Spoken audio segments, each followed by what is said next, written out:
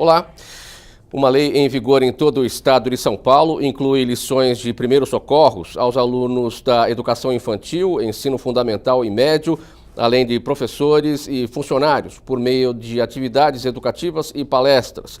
Este é o tema do programa Agora é Lei de hoje, com os nossos convidados. O socorrista Marcelo Clemente, mestre em Educação e Saúde da Criança e do Adolescente, o subtenente PM Gerson Gonçalves, que é bombeiro, doutor Sérgio Timerman, diretor do Laboratório de Treinamento e Simulação em Emergências Cardiovasculares do INCOR, e o deputado Carlos César, do PSB, que é o autor desta lei. Muito obrigado pela presença de todos aqui nesse programa Agora é Lei. E você saberia como agir em caso de emergência para diminuir o sofrimento de uma vítima e até salvar uma vida?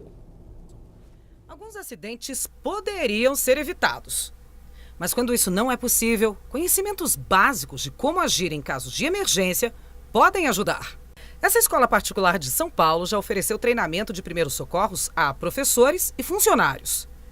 E muitos já precisaram colocar o aprendizado em prática em algumas situações de emergência.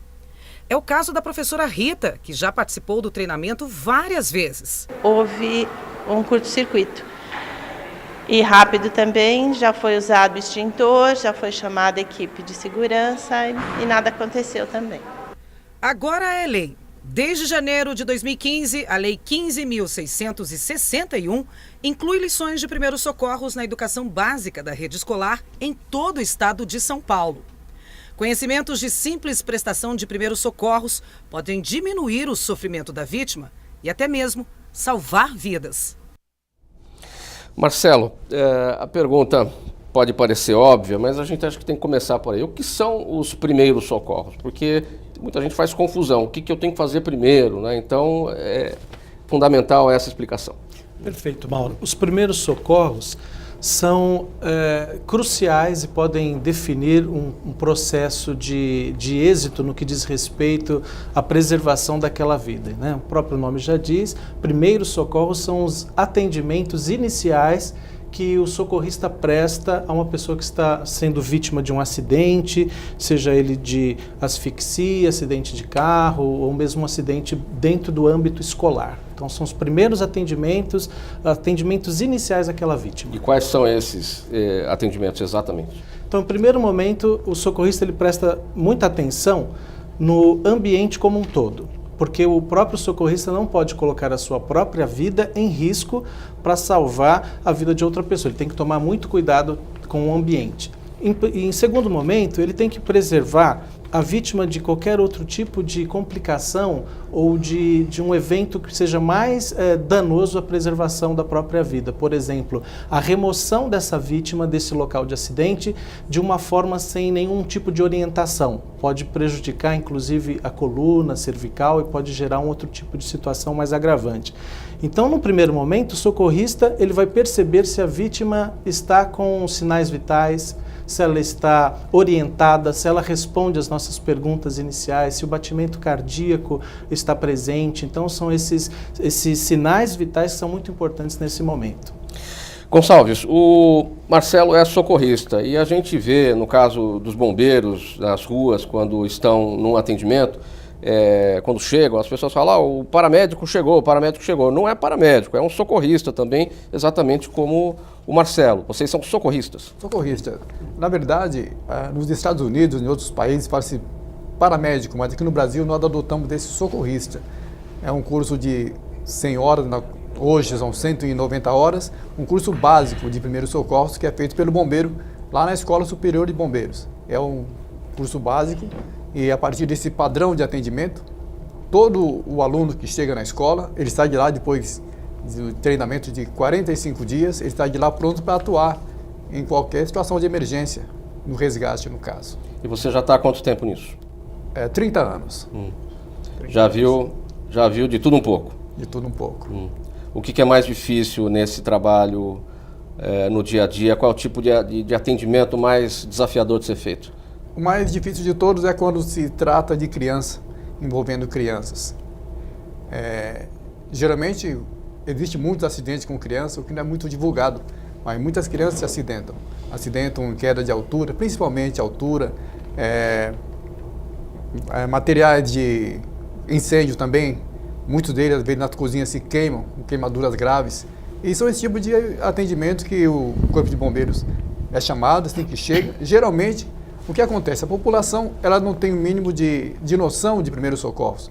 O que poderia fazer para minimizar? E essa lei, eu acredito que venha justamente em encontro a isso. Que se acaso a mãe ela saiba como socorrer uma criança, dificilmente essa criança poderá entrar em óbito. O que aconteceu há poucos dias atrás, deixa eu tomar liberdade de falar sobre isso. Geralmente o Corpo de Bombeiros recebe muitas ligações, e às vezes de mães desesperadas do outro lado da linha, e que o filho está asfixiado e não sabe o que fazer como fazer para se engasgar por essa criança. Exatamente. E o que acontece? Nesse momento, liga para o Corpo de Bombeiros ou 192, que é o SAMU, e tenta orientar essa pessoa, algumas vezes sem sucesso. O Gonçalves destacou a questão do acidente com as crianças, doutor Sérgio, e o objetivo do projeto do deputado é chegar na criança, no sentido de que a criança tenha as noções para os primeiros socorros. Agora, a gente tem um dado, 80% das emergências de adultos que ocorrem em residências, em 80% desses casos existe uma criança próxima. Quer dizer, esse é o foco do projeto do deputado, ou seja, ter uma criança próxima, bem instruída, bem informada sobre os primeiros socorros, pode se salvar uma vida. Na sua área, exatamente, que é a questão do socorro às pessoas que estão sofrendo algum problema cardíaco, a presença da criança também é fundamental?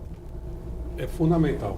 Primeiro, que a colocação de 80%, existe uma estatística mostrando que mais de 50%, 50% e 52% dos problemas cardíacos fora do ambiente hospitalar são presenciados por crianças ou adolescentes.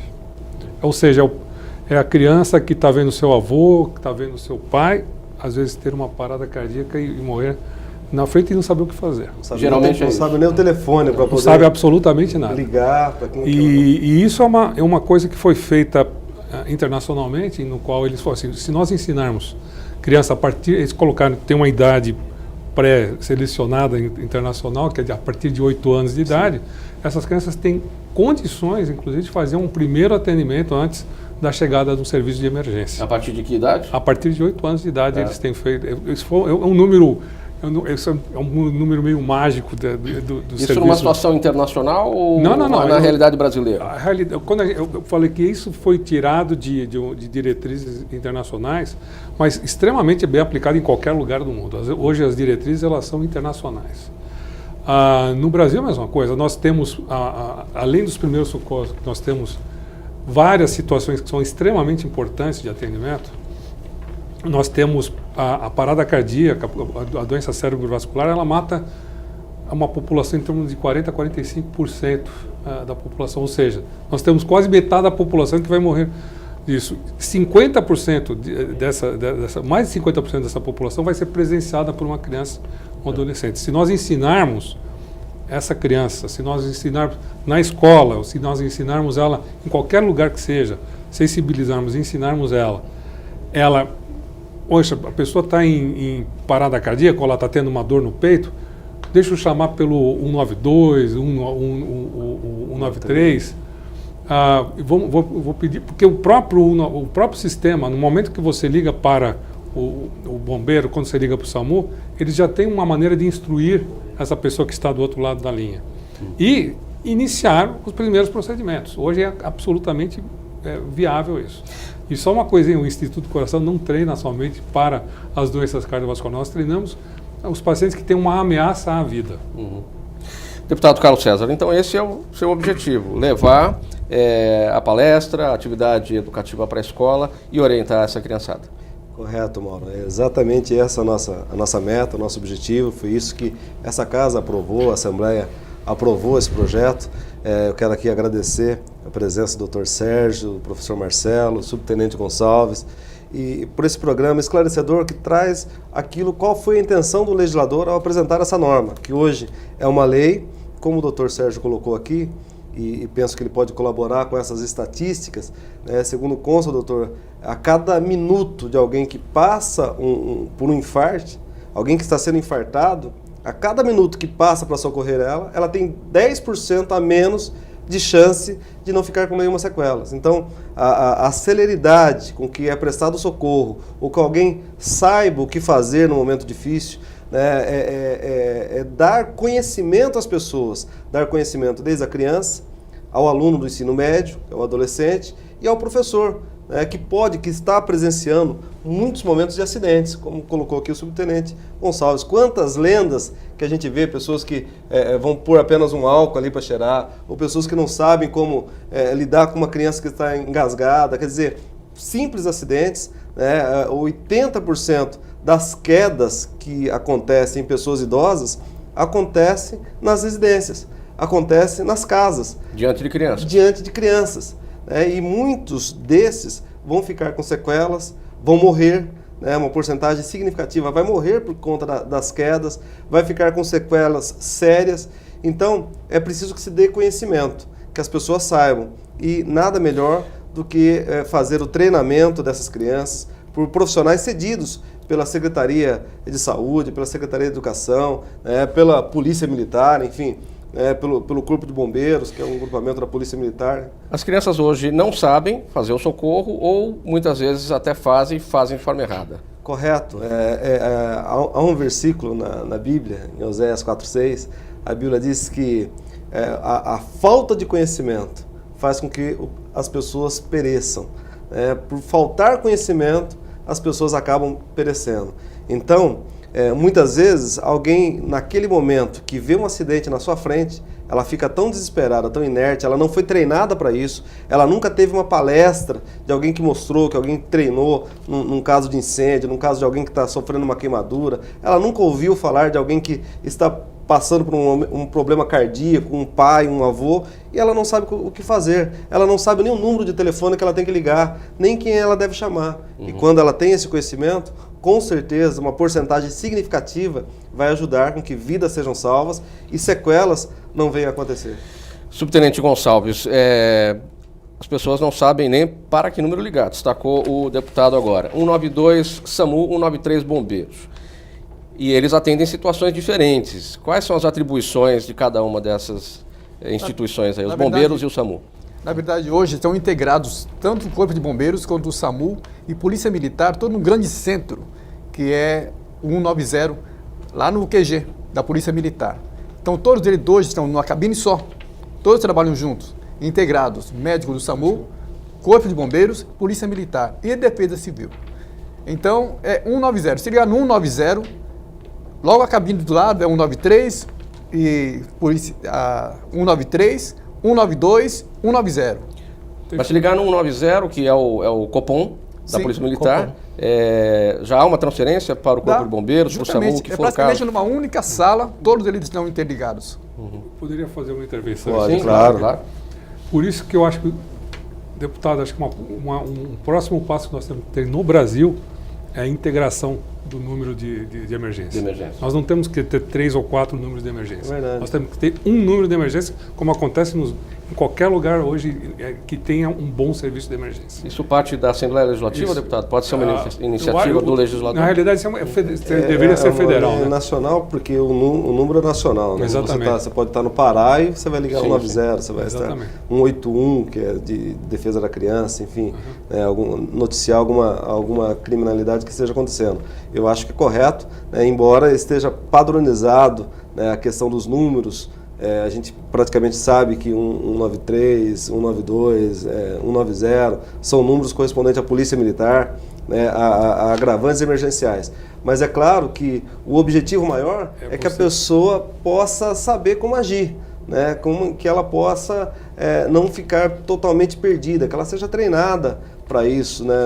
Está provado, e nós temos casos aqui do metrô, onde há grandes concentrações de pessoas, quando os acidentes acontecem ali, e quantos são evitados, porque há profissionais que foram treinados, há profissionais que foram bem treinados, inclusive pelo INCOR. Marcelo, voltando a falar das crianças, nós, adultos, temos as nossas limitações. Muitos não conseguem prestar um socorro, seja por nervoso, por não saber o que fazer, ou simplesmente porque não conseguem encarar aquilo ali. não tem sangue frio para encarar aquela situação. Isso também deve ocorrer com crianças, né, nessa situação de elas serem treinadas. Como é que a gente pode identificar uma criança que vai ser bem, ela vai receber bem aquelas informações, vai assimilar e vai atuar na hora que for necessário, vai ser uma criança que não vai ter medo, que não vai ter o problema da falta do sangue frio que nós temos. Você sabe que muitas pessoas, né, os adultos, quando vem uma pessoa agonizando, por exemplo, asfixia, né? Então ela colocou um docinho, um brigadeiro na boca, não mastigou adequadamente, ela está sofrendo um sufocamento. Alguns adultos se desesperam e saem correndo pedindo ajuda, ao invés de imediatamente aplicar uma manobra, que se chama manobra de Heimlich, que pode salvar aquela vida, é questão de segundos, né? Ela vai ficando sem oxigênio, ela pode vir a óbito. Então me parece que os adultos, eles têm muito mais dificuldade em entender que um segundo pode fazer uma grande diferença. Nós já temos casos, né, na literatura de que crianças socorreram avós e pais porque agiram muito rapidamente. Acionaram o serviço de emergência por telefone ou desligaram um disjuntor de luz quando alguém estava recebendo uma descarga elétrica. Então é muito importante esse treinamento junto à equipe de docentes de uma escola e também para as crianças. Eu acho bastante interessante que essa lei aborde a questão dessas aulas de primeiros socorros no ensino médio, não é? Então eu trabalho com educação e prevenção de acidentes em escolas, esse é o meu trabalho. E é muito interessante a gente perceber que os adolescentes não sabem quase nada de primeiros socorros. A equipe de professores também não sabe nada de primeiros socorros. Há um tempo atrás visitei uma escola, foi muito interessante, ministrando palestras, eu levo os bonecos credenciados, homologados pela American Heart. E é muito interessante que a equipe de docentes, os professores, não têm conhecimento sobre primeiros socorros, as crianças não têm instrução sobre isso, os adolescentes não sabem o que fazer, mas, Mauro, eu fico impressionado como eles prestam atenção no treinamento, como eles estão prontos para receber esses treinamentos, porque eles percebem que é muito importante, que pode fazer diferença, inclusive, no aspecto familiar, né? Dentro de uma festa, por exemplo. No momento ali, na hora H, na situação prática, as crianças teriam que ter instrumentos específicos para prestar esses primeiros socorros ou bastariam as mãos, por exemplo? Algum material, fazer um torniquete, fazer alguma coisa mais complexa, teria que ter material? Veja bem, então nós estamos falando de momentos bem distintos, né? Mesmo o torniquete ele não está mais em uso no que diz respeito a primeiros socorros, hoje nós aplicamos outras metodologias. No caso de infarto, por exemplo, é claro que uma criança ela não teria nem mesmo a força e o peso necessário, dependendo da criança, para fazer uma massagem cardíaca de reanimação cardiopulmonar em um adulto. Ela teria dificuldades, porque nós temos que pressionar cerca de 5 a 7 centímetros a caixa torácica para que essa massagem cardíaca seja eficiente. Então a criança teria dificuldade. Porém, esta criança, ela pode, dependendo da idade, imediatamente acionar o serviço de emergência, que é uma coisa muito importante. E aí eu concordo com o doutor quando ele disse que nós precisaríamos unificar esses números, porque nós vemos nos filmes norte-americanos, né? Lá é o 911. Então todo mundo sabe que o serviço de emergência é o 911. Aqui a criança e mesmo a adolescente fica em dúvida. O que é 194, 193, 197, 190? Então essa é uma coisa interessante. Não dá para pensar. É verdade. Não dá para pensar. Não tem muito tempo para pensar. Porque uma coisa que é importante nós ressaltarmos aqui, eu acho essa proposta, essa lei extremamente válida, muito pertinente e louvável, é muito importante, é que os segundos são muito importantes no que diz respeito até mesmo ao infarto do miocárdio. Doutor Sérgio, tem umas informações aqui que foram retiradas de um grande portal de informações aqui de notícias. E tem aqui os procedimentos em cada uma das situações. E vamos falar aqui da parada cardiorrespiratória porque é a sua área. Então diz assim, com as mãos posicionadas sobre a região inferior do osso vertical externo, no centro do peito, deve ser iniciada a massagem cardíaca, parará, parará, parará. O osso vertical externo, não dá para falar desta maneira com uma criança. Vamos simplificar. O que é osso vertical externo? No meio do tórax, entre quando você faz uma linha imaginária entre os mamilos ou a mama na mulher. É basicamente isso, no meio aqui do peito, ela vai entrelaçar as mãos e vai fazer uma massagem cardíaca com ela tem um ritmo e uma profundidade específica. Eu quis tocar nessa questão porque essas informações vêm de um grande muito portal complexo, e é muito complexo. Exato. Como é que esse trabalho tem que ser levado para as escolas, deputado, com essa linguagem que vai realmente atingir a criança? É exatamente isso, né? Para cada público, se você for falar com uma criança no ensino fundamental, você não vai, como o próprio professor Marcelo já colocou, ela nem vai ter o peso ideal para fazer esse tipo de ação. Mas para cada público ele vai ter o treinamento específico e de forma simplificada que ele possa entender aquilo que dentro da limitação dele ele é capaz de fazer. Não dá para se esperar que uma pessoa leiga faça um tratamento de alguém especializado, né, um bombeiro, mas dá para se esperar sim que ela possa dar as ações que não vá prejudicar aquele paciente e que vá de alguma forma contribuir. Só para você ter uma ideia, todos os anos, cerca de 5 mil crianças morrem por acidentes domésticos e 110 mil são hospitalizadas. E há uma estatística que diz que a cada criança morta, outras 4 ficam com sequelas permanentes. Então, o ambiente de acidentes está diante da gente, está diante de todos nós. Todos nós estamos sujeitos. E é importante que cada um, dentro da sua limitação, saiba a melhor forma de contribuir. O doutor tem uma colocação. Uma coisa importante, quando nós falamos da idade de 8 anos, existem dados de pesquisas feitas em treinamento e que uma criança com acima de 8 anos, obviamente depende muito também do peso dela, ela tem condições já de fazer, por exemplo, uma ressuscitação, uma massagem cardíaca, pelo menos minimamente eficaz até chegar para a manutenção, até a chegada do socorro. Eu diria que a proposição, a lei que o senhor colocou, ela é fundamental. Porque quando nós vemos qualquer serviço de emergência no mundo e no Brasil, nós falamos de uma corrente, a corrente da sobrevida. Sim. 3 dos elos dependem da população.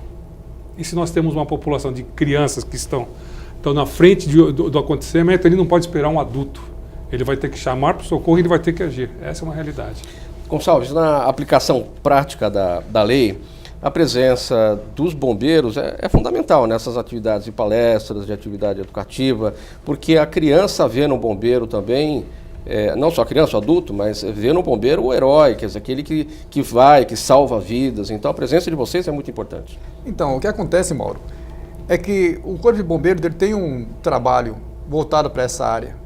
Infelizmente hoje não está sendo tanto quanto antigamente. Nos anos 80 e 90, esse trabalho era muito mais eficiente porque abrangia várias escolas. Hoje não, temos pouco efetivo, mas de qualquer maneira ainda tem esse serviço, que uma viatura sai com... a viatura educacional, ela sai com o bombeiro e vão para as escolas. Isso aí tem que ter também, primeiramente, tem que provocar o sistema. A escola tem que ligar para o Corpo de Bombeiros e pedir essa palestra. Essa palestra é feita, mas infelizmente nós não temos como fazer isso em todas as escolas da rede estadual, na rede municipal ou particulares. Então, daí essa lei bastante interessante, porque poderia, uma parceria com o Corpo de Bombeiros, fazer esses treinamentos também. Quando uma criança é pressionada por uma situação de acidente, vai ao telefone, liga para o Corpo de Bombeiros e começa a receber as orientações de vocês, ela assimila com mais facilidade, ela reage com menos ansiedade em relação às instruções que vocês passam? Com certeza, com certeza. A criança é bem acessível, né? Suscetível a isso, né? A algumas instruções. O que acontece é que a linguagem que deve ser usada para a criança é bem diferente da usada para o adulto. Né? Claro. Então, deveria realmente isso aí. Essa lei que o deputado acabou aprovando é interessante, mas eu acredito que o treinador dessa criança tem que ter uma linguagem mais lúdica, tem que ter mais imagens, alguma coisa diferente para o adulto. Né? Como identificar situações de emergência, Marcelo? Como é que uma criança olha e fala, não, ali tem coisa errada? Olha, é muito importante a gente perceber, nós estamos discutindo aqui bastante sobre parada cardíaca, né?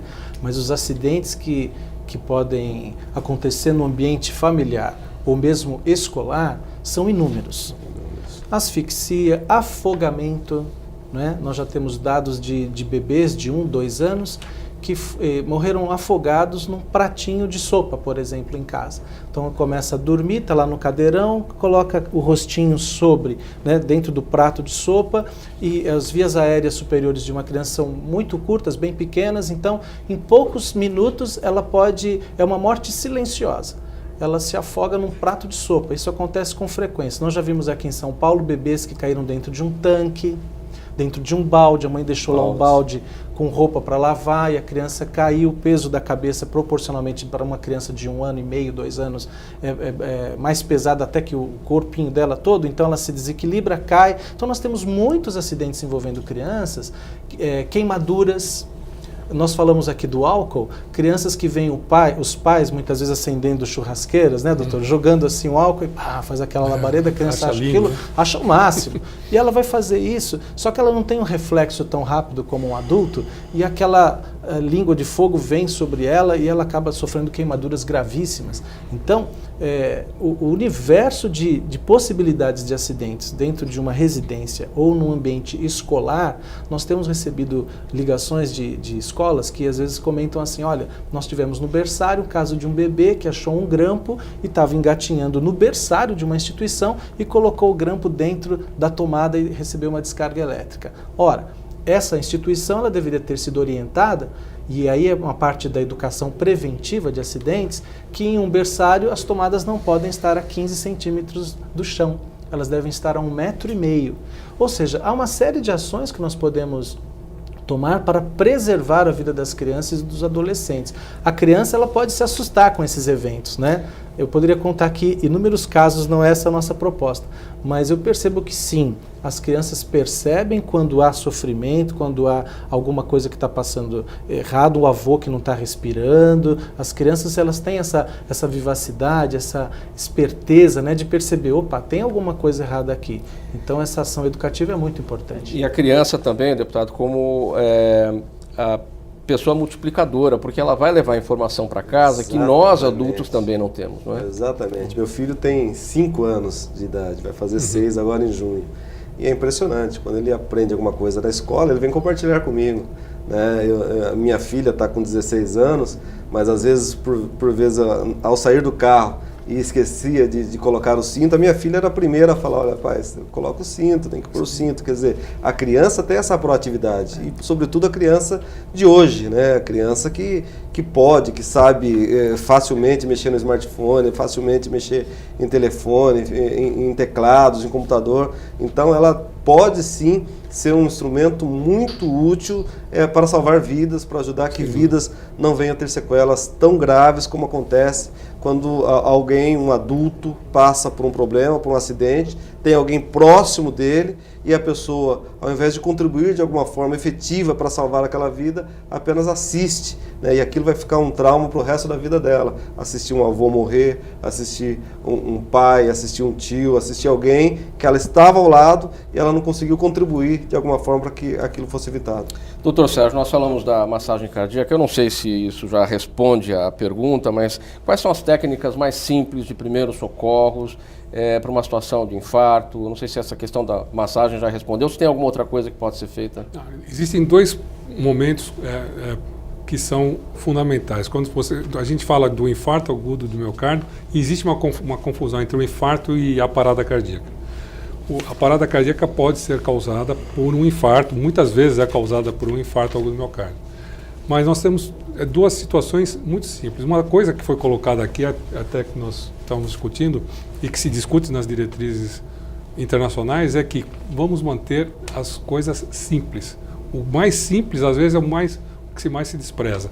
Então, o que é simples aqui? Você tem eu estou tendo um infarto, estou com uma dor no peito, mas eu estou falando, olha, eu estou tendo uma dor, eu estou me sentindo mal, eu estou consciente, eu estou falando, então você vai ensinar para a pessoa a chamar um serviço de emergência e aguardar junto com essa pessoa o serviço de emergência.